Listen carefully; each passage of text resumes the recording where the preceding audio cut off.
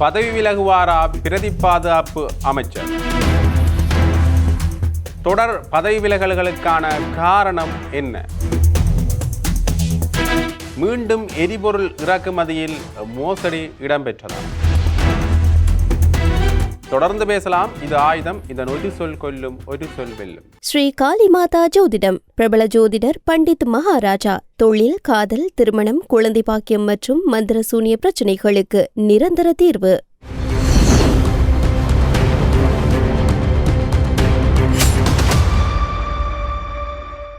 தொடர் பதவி விலகல்கள் தொடர்பாக இந்த ஆட்சியாளர்கள் மேலே, தேசிய மக்கள் சக்தி மேலே மக்கள் மத்தியில் ஒரு நம்பிக்கை இனம் ஏற்பட்டிருக்கின்றதான் சொல்லணும்.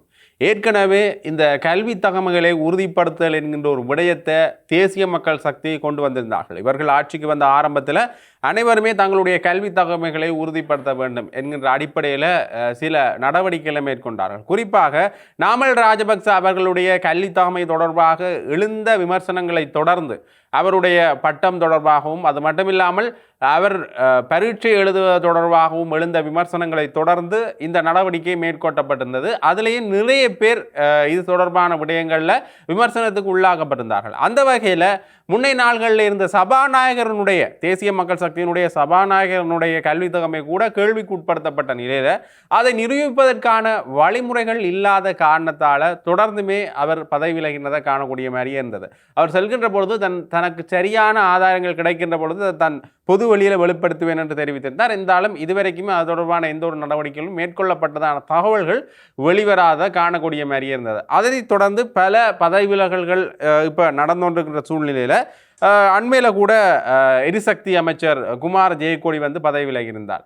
நிலக்கரி ஊழல் சம்பந்தமான விடயத்தில் பதவி விலகி இருந்ததை காணக்கூடிய மாதிரி இருந்தது. நிலக்கரி ஊழல் சம்பந்தமான விடயம் மிகப்பெரிய அளவில் பேசுபொருளாக இருந்தது. தரமற்ற நிலக்கரியை இறக்குமதி செய்ததால் அந்த நிலக்கரி மூலமான சரியான வெளியீடுகள், எரிபொருளாக இருக்கணும், அது மட்டும் இல்லாமல் எரிசக்தி விடயங்களில் சரியான வெளியீடுகளை கொண்டு வர முடியாமல் இருந்தது. மின்சாரம் போன்ற பல தடங்கல்கள் ஏற்பட்டதற்கு இது ஒரு காரணமாக அமைந்திருக்கின்றது என்ற விமர்சனம் எரிசக்தி அமைச்சர் மேலே தொடர்ந்து முன்வைக்கப்பட்டிருந்தது.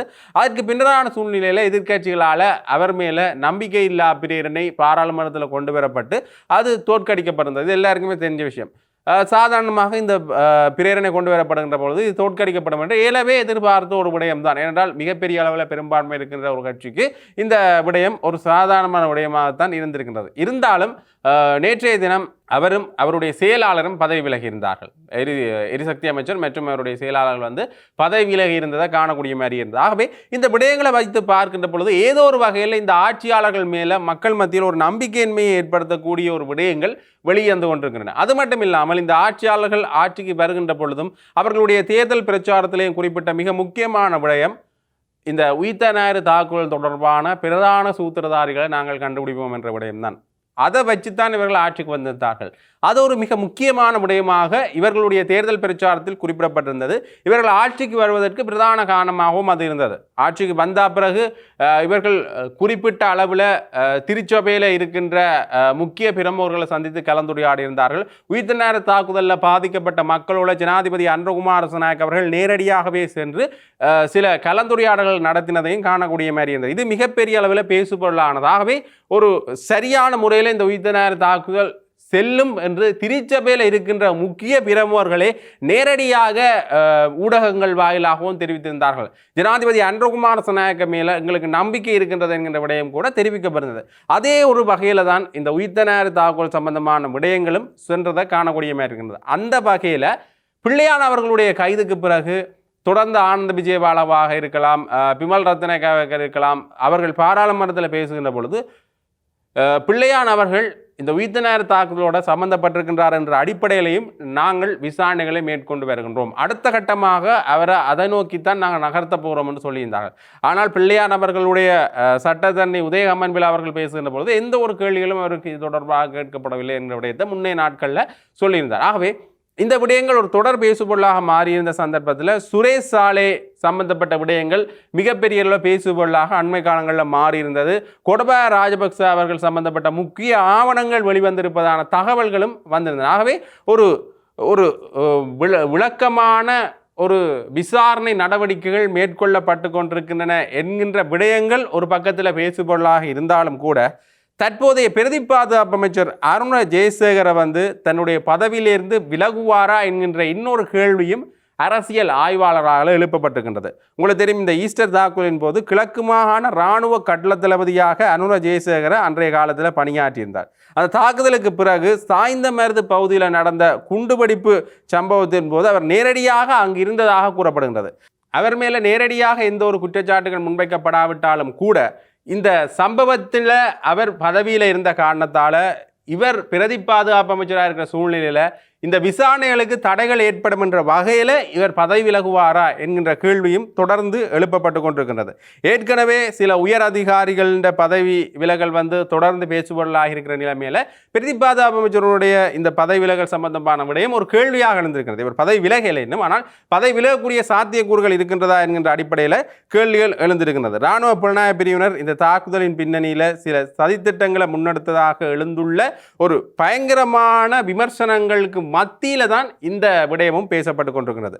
வவுணத்தீவு சம்பவம் மற்றும் 52 நாள் ஆட்சி மாற்றத்தின் போது இவரது நியமனம் போன்றவை தற்போது விமர்சனத்துக்கு உள்ளாக இருக்கின்றன. இந்த விடயங்களை வச்சு நாங்கள் பார்க்கின்ற பொழுது ஏதோ ஒரு வகையில் இது மிகப்பெரிய அளவிலான விமர்சனத்துக்கு உள்ளாக்கப்படுகின்ற ஒரு விடயமாக மாறி இருக்கின்றது என்பதை தான் நாங்கள் பேச வேண்டியிருக்கின்றது. அது மட்டும் இல்லாமல் மீண்டும் இந்த எரிபொருள் இறக்குமதியில் ஒரு மோசடி நடந்திருக்கிறதா என்ற வகையில் யோசிக்கக்கூடிய ஒரு நிலைப்பாட்டில் தான் இந்த அரசாங்கத்துடைய செயல்பாடுகள் இடம்பெற்றுக் கொண்டிருக்கின்ற விமர்சனங்களை தொடர்ந்து அரசியல் ஆய்வாளர்கள் முன்வைத்து கொண்டே இருக்கின்றார்கள். இதற்கான காரணம் என்னென்று பார்த்தீங்கன்னா, உலக பொருளாதாரத்தில், அதாவது உலக சந்தையில் வந்து மசகு எண்ணெய் விலை சாதாரண நிலைமையில் இருக்க $286 இலங்கை டீசலை கொள்வனை செய்திருக்கு. ஒரு பீப்பா $286 அளவுக்கு இந்த டீசலை கொள்வனை செய்திருக்கின்றார்கள் என்கின்ற விமர்சனம் முன்வைக்கப்பட்டிருக்கிறது. ஏன் இப்படியாக அதிக விலைக்கு முன்வைக்க வேண்டோனும் என்ற கேள்வியும் அடுத்த கட்டமாக தொடர்ந்து இந்த அரசாங்கம் மேலே முன்வைக்கப்பட்டு கொண்டிருக்கிறது. இது எங்கே வெளிப்பட்டிருக்கின்றது பார்த்தீங்கன்னா, HSBC வங்கியினுடைய தலைமை நிர்வாகி வந்து இந்த விடயத்தை வெளிப்படுத்தி இருக்கிறார். ஹாங்காங்கில் நடந்த மாநாடு ஒன்றை இந்த விடயத்தை வெளிப்படுத்தி இருக்கிறார்.